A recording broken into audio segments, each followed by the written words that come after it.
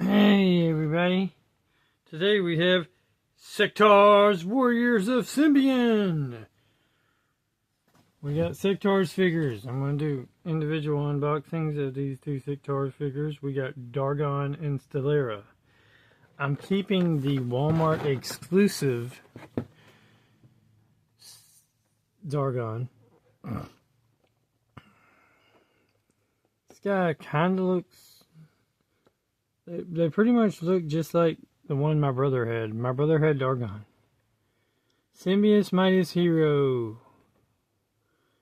As Prince of the Shining Realm, night fighting Dargon is trained for stealth missions. Once night falls to protect his people at any cost. So he has a silver outfit in the Walmart exclusive version. Pretty much has the same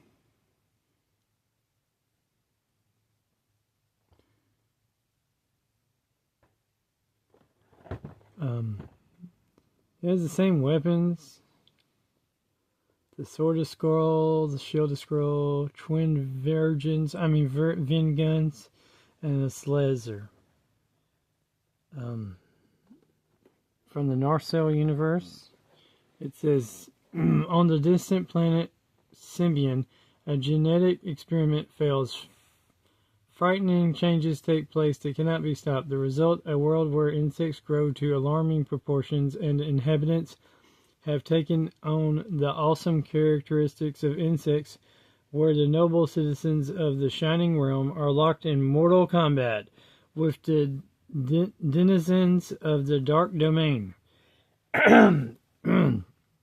Denizens of the Dark Domain. Nice. Telepathically bonded in combat, Sectaur warriors join with their insect companions in the ultimate battle for survival, a battle that is now in your hands, with Sectaurs Warriors of Symbion. Then we have Dargon, Warrior Prince of the Shining Realm, Symbion's bravest hero, and Stellara, his girl, Symbion's toughest warrior. And it says the same thing on the back. These don't like to stand up very good.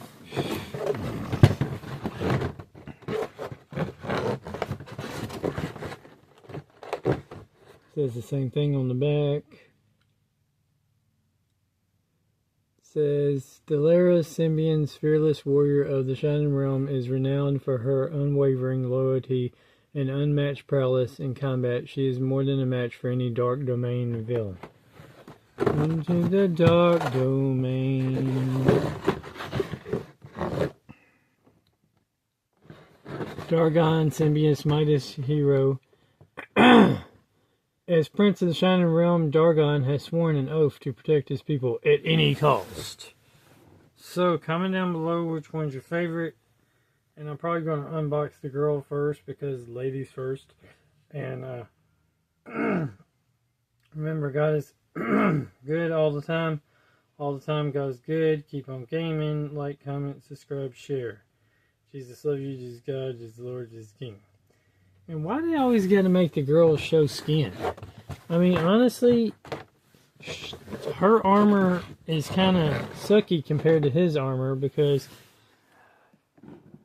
she's showing all his skin. She could get cut in the legs, she could get cut in the arms, while he has armor or some kind of clothing on the skin and the arms. That's armor-ish, probably.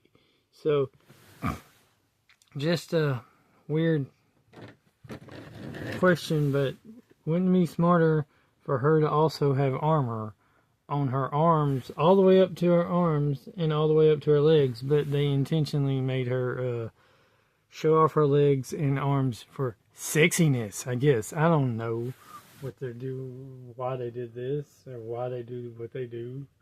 But they make the girls show off their body in the superhero and cartoon realm, even when we're like kids, they're trying to use sexual suggestion on the children to start with.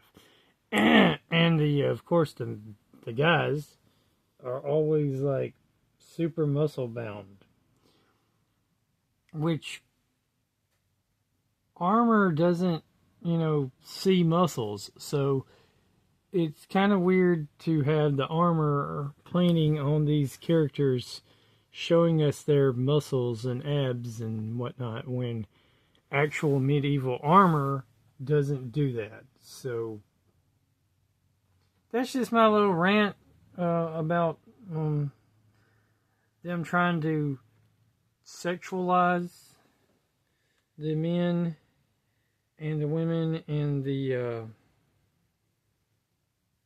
have been doing that for practically ever. I mean, like He-Man, G.I. Joe, all that stuff, right? The men are always got these hunk of muscles everywhere, and the women are always showing a lot of skin. And they're both,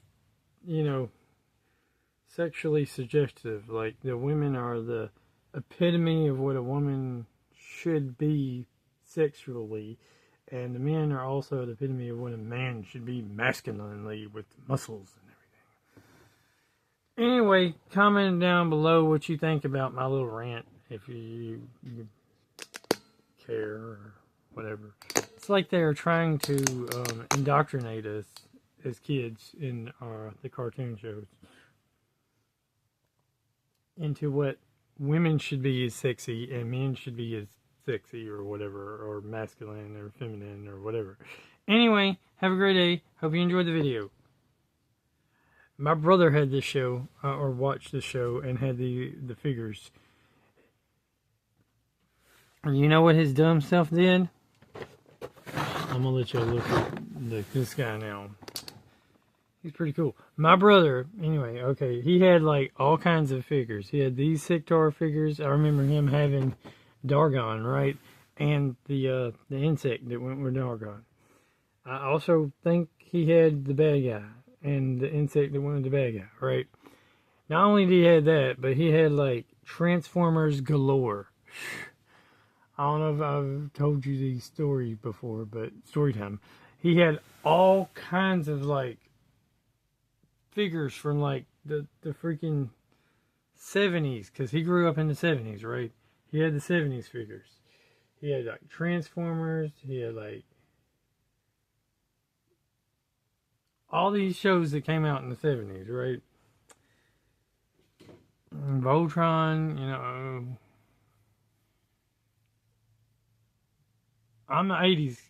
I'm more of a 90s kid because I was born in 86. He was born in 76. So he had all these stuff that came out in the 70s and 80s. I had a bunch of stuff that came out in the 80s and 90s, right? Because I'm more of a 90s kid while he was more an 80s kid because 76, 86, right? He's 10 years older than me. So he had all this great, awesome, cool stuff, right? And he had it. And instead of passing it on to me so I could sell it and make a lot of money now with vintage stuff, he donated it all to like some yard sale for some church. I mean, he donated it all. He had Dino Riders, he had Sectaurs, he had all these cool stuff from the 80s and stuff, right? 70s and 80s. He had all these cool figures from all his childhood, and when he got grown up, he just did the dumbest thing ever. He donated them all to charity. I mean, all of them to this yard sale, just to a freaking yard sale for freaking charity. I mean, literally just donated them all. Didn't sell them. Didn't get any money. Just donated. I mean, like Dino Riders, like Transformers. I mean, dude had massive Transformer collection. He would make some of y'all's people enjoy the Transformers. I could have made cha-ching off them Transformers. I told him told him not to sell those things. I told him they was going to be worth money, and I'm right because I'm a genius and stuff. But no, what's he do? He's like, oh, I'm going to donate them. I'm going to give them to charity. I'm going to give them to the church. Man, the church didn't even appreciate him because they probably sold them cheap and shit. Anyway, some people probably got some good deals. Anyway, remember God is good all the time. All the time God is good. He should have saved him and gave him to me and let me sell him. I would have had... And then we could have donated at least half the money to charities now or something. You know? The Lord only says you got to give 10%. You could have made more now selling it and then giving the 20%. You know, the 10% you make goes to the Lord, 10% of your tithes. And then another 10%, which is your offerings, right? Could have sold that instead of donating them all and then the church selling them at low, ridiculous prices. It would have been smarter for him to have donated them. I mean, if you're going to donate something to the church for a yard sale, it'd be smarter for you to go to the yard sale, price the stuff, and sell the stuff for the church. You know what I'm getting at.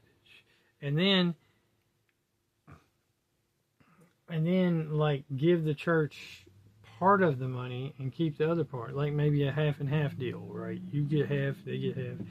And then what you don't sell, you can take back. Because what didn't sell at the church, at the end of the day, the church is probably just going to donate to Goodwill or something like that, right? Because they're going to get tired and they're not going to want to store it up. Or they're just going to drop prices lower and lower just to get rid of it so they won't have it by the end of the day, right? Well, you could take it back home, what you didn't sell. I'm just saying. Alright, anyway, that's my little story.